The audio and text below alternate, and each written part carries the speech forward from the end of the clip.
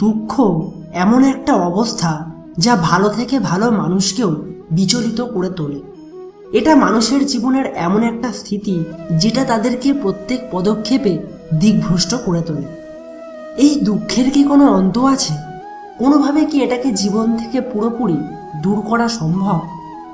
শ্রীমদ্ ভগবদ গীতায় শ্রীকৃষ্ণ দুঃখ সম্পর্কে অনেক কথাই বলে গেছিলেন এবং এই দুঃখকে কিভাবে নিরাময় করা যেতে পারে সেই বিষয়ে তিনি এখানে বলেছেন। যদি কোনো মানুষ তার বলে যাওয়া উপদেশগুলোকে সঠিকভাবে বোঝে এবং সেটাকে নিজের জীবনে কার্যে পরিণত করে, তাহলে যে কেউই সুখী জীবন পেতে পারে।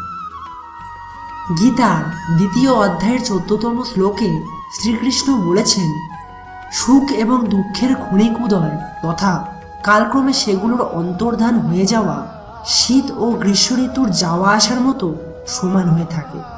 এই ভাব কেবল ইন্দ্রিয়ের দ্বারাই উৎপন্ন হয়, আর মানুষের দরকার অবিচলিতভাবে সেগুলোকে সহ্য করতে শেখা। যেইভাবে আমাদের শৈশব, যৌবন অবস্থা, বার্ধক্য অবস্থা, শারীরিক শক্তি ইত্যাদি যেমন স্থির হয় না, জীবনের প্রতিটা ভাগেই এর পরিবর্তন হতে থাকে, ঠিক সেইভাবেই সুখ এবং দুঃখ সামান্য সময়ের জন্য আমাদের জীবনে অবস্থান করে, তারপর এগুলোরও পরিবর্তন হয়।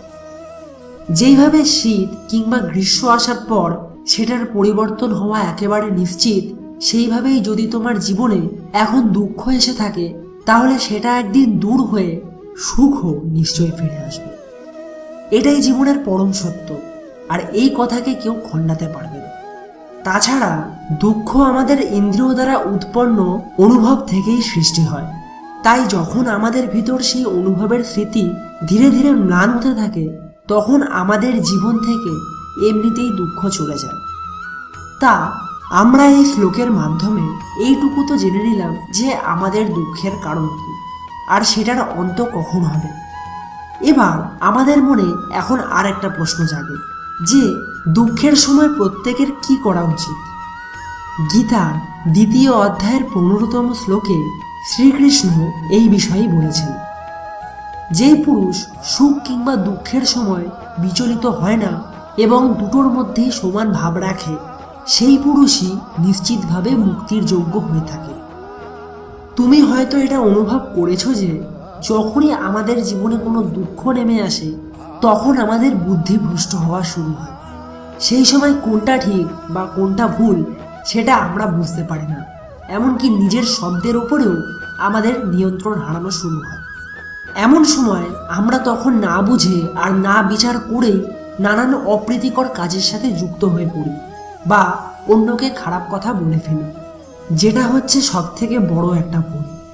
কারণ শ্রীকৃষ্ণ বলেছেন আমাদের প্রত্যেকেরই সুখ এবং দুঃখকে সমানভাবে দেখা উচিত। দুঃখের সময় আমাদের অস্থির না হয়ে নিজের চিন্তা ভাবনা, নিজের কর্ম ও নিজের জীবনযাপনকে আগের মতোই স্বাভাবিক রাখার দিকে মন দিতে হবে, আর এই রকমের সমভাব নিয়েই জীবনে আগে এগিয়ে যেতে হবে। এটাই দুঃখ থেকে মুক্তি পাওয়ার সর্বশ্রেষ্ঠ উপায়।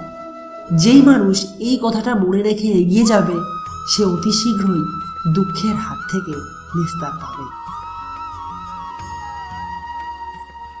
তো বন্ধুরা, এই ছিল আজকের এপিসোডটি ভালো লেগে থাকলে অবশ্যই লাইক করো এবং কমেন্টে লিখে জানাও তোমাদের মতামত। সেই সাথে ভিডিওটিকে শেয়ার করো তোমার বন্ধু এবং আত্মীয় পরিজনদের সাথে। সবশেষে চ্যানেলটিকে সাবস্ক্রাইব করে পাশের বেল আইকনটিকে কিন্তু অবশ্যই প্রেস করো, যাতে এই চ্যানেলের প্রত্যেকটি এপিসোড তুমি সবার আগে দেখতে পারো। দেখা হচ্ছে আবার পরবর্তী আরেকটি নতুন এপিসোডের সাথে। বাই।